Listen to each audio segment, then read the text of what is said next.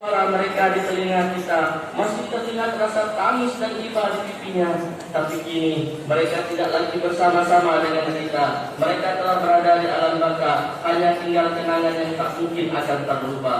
Oleh karena itu, berbahagialah kita karena hingga saat ini kita masih dimudahkan oleh Allah Subhanahu wa Ta'ala untuk bersujud dan rukuk di hadapannya. Janganlah karena perilaku kita yang menentang Allah menjadikan Allah semakin murka kepada kita. Janganlah karena kesombongan dan kebodohan kita menjadi sebab terhadapnya kita dari rahmatnya. Maka kita bersyukur kepada Allah atas segala karunia ini, karunia iman dan Islam. Apalah artinya kesenangan sesaat di dunia, tapi membawa penyesalan berkepanjangan di akhirat kelak. Allahu Akbar, Allahu Akbar, Allahu Akbar, walillahil hamd. Jemaah salat Idul Fitri rahimakumullah. Hari ini kita duduk di dalam masjid ini melaksanakan sholat Idul Fitri. Artinya kita telah berada di bulan Syawal dan kita telah meninggalkan bulan Ramadan. Walaupun Ramadan telah meninggalkan kita, setidaknya ada dua pesan dan kesan dari Ramadan yang harus kita bawa. Apa saja pesan dan kesan itu? Yang pertama, Ramadan mengajarkan kepada kita untuk selalu membersihkan jiwa dan nafsu kita dari berbagai kemaksiatan. Imam Ghazali menyebutkan dalam diri manusia ada 4 sifat. 3 sifat berpotensi untuk mencelakakan manusia, 1 sifat berpotensi mengantarkan manusia menuju pintu kebahagiaan. Pertama, sifat bahimah, artinya sifat kebinatangan. Tanda-tandanya adalah menghalalkan segala cara untuk mencapai tujuan tanpa memiliki rasa malu. Yang kedua, sifat as-sabu'iyah, artinya sifat puas. Tanda-tandanya yaitu banyak kezaliman dan sedikit keadilan. Yang kuat selalu menang, sedangkan yang lemah selalu kalah meskipun benar. Yang ketiga, sifat as-syaitaniyah. Tanda-tandanya adalah mempertahankan hawa nafsu yang menjatuhkan martabatnya sendiri. Jika ketiga sifat ini lebih dominan atau lebih mewarnai sebuah masyarakat, maka akan terjadi sebuah perubahan keadaan masyarakat yang sangat mengkhawatirkan, di mana keadilan akan tergusur oleh kezaliman. Hukum bisa dibeli dengan rupiah, undang-undang bisa dipesan dengan dolar. Sulit membedakan mana yang hibah, mana yang suap. Penguasa lupa akan tanggung jawabnya. Rakyat tidak sadar akan kewajibannya. Seluruh tempat akan dipenuhi oleh keburukan dan kebaikan akan menjadi sesuatu yang amat terasing. Ketaatan akhirnya dikalahkan oleh kemaksiatan dan seterusnya dan seterusnya. Allahu Akbar, Allahu Akbar, Allahu Akbar, walillahil hamd. Sedangkan satu-satunya sifat yang membahagiakan manusia, kata Imam Ghazali, adalah sifat rububiyah, yang ditandai dengan keimanan, ketakwaan dan kesabaran yang telah kita bina bersama-sama sepanjang bulan Ramadan. Orang yang dapat mengoptimalkan dengan baik sifat rububiyah ini di dalam jiwanya dengan selalu meningkatkan ketakwaan kepada Allah Subhanahu wa Ta'ala, niscaya jalan hidupnya disinari oleh cahaya Al-Quran, dan Allah akan selalu memberikan apa-apa yang tiada disangka-sangkanya. Allah berfirman, "Wa may yattaqillaha yaj'al lahu makhraja wa yarzuqhu min haitsu la yahtasib." Barang siapa yang bertakwa kepada Allah, niscaya dia akan mengadakan baginya jalan keluar dan memberinya rezeki dari arah yang tiada disangka-sangkanya. Surah At-Talaq ayat 2 sampai 3. Yang kedua, yaitu pesan sosial. Islam dengan puasa Ramadan yang diwajibkan kepada pemeluknya memiliki harapan agar umat Islam mampu membangun rasa kebersamaan dalam membantu kehidupan masyarakat yang lemah dan serba kekurangan. Karena disinilah kekurangan standar tercapainya fungsi dari ibadah puasa Ramadan tersebut. Nabi sendiri pernah menyinggung, "Ma'amana bi man bata sya'banun wa daruhu ja'un ila dzambihi wa huwa ya'lam." Tidaklah beriman kepadaku seorang yang sanggup tidur dalam keadaan kenyang, padahal tetangganya dalam keadaan lapar, sedangkan dia mengetahuinya. Hadis riwayat Tabrani.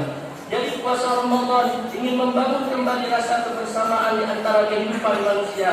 Namun jika puasa Ramadan hanya menimbulkan kelas elit baru dan egoisme baru di antara masyarakat, hal ini menunjukkan bahwa upaya puasa Ramadan untuk membangun rasa kebersamaan tersebut dianggap gagal. Dan tentunya pesan sosial yang terkandung di dalamnya menjadi sia-sia. Karena dalam pengalaman kita di bulan Ramadan, seringkali ibadah puasa ini menimbulkan kelas dan gaya sosial baru. Walaupun di siang hari mereka menahan haus dan lapar, namun jelang berbuka hingga pada malam harinya mereka berupaya dengan berhamburan makanan dalam berbagai rupa dan rasa. Sementara bagi mereka yang tergolong miskin tetap saja berada dalam kemiskinan. Bahkan Ramadan bisa menjadi penderitaan baru bagi mereka, sebab di samping di siang harinya mereka harus menahan rasa haus dan lapar, dan pada jelang buka puasa dan pada malam harinya mereka harus melihat nikmatnya kehidupan kelompok masyarakat yang berada. Allahu Akbar, Allahu Akbar, Allahu Akbar, walillahil hamd. Jemaah salat Idul rahmatullah. Dengan berakhirnya Ramadan ini, marilah kita senantiasa mendekatkan diri kepada Allah Subhanahu wa taala dimanapun kita berada. Marilah kita membina persahabatan kepada semua dengan penuh kasih dan sayang. Bererat batin agar kita tercipta suasana yang marhamah, penuh cinta dan kasih sayang. Oleh karena itu, marilah setelah salat Id ini kita laksanakan. Mari kita saling ulurkan tangan kepada keluarga, tetangga, sahabat dan segenap orang yang bergaul dengan kita. Untaikan kalimat maaf kepada mereka semua seraya membuka sedikit pintu maaf selebar-lebarnya bagi mereka. Allah tidak akan mengampuni apabila ada dua orang yang saling bersalah namun tidak saling memaafkan. Melalui puasa bulan Ramadan, dosa kita kepada Allah diampuni. Sementara dengan hari raya Idul Fitri, kita diberi kesempatan untuk menghapus dosa kita kepada sesama manusia. Demikianlah khutbah yang singkat ini. Semoga dengan keterbatasan ilmu yang Khatib miliki, khutbah ini bermanfaat bagi kita semua. Dan marilah kita berdoa kepada Allah, semoga semua amal ibadah kita dapat diterima oleh Allah Subhanahu wa taala. Dan memasuki Idul Fitri ini, kita akan kembali fitri lagi seperti bayi yang baru lahir. Ja'alallahu wa iyyakum minal faizin aminin wa adkhalna fi ibadihi shalihin wa qur rabbi ighfir warham wa anta khairur rahimin. Allahumma salli ala sayyidina Muhammadin wa ala ali sayyidina Muhammad.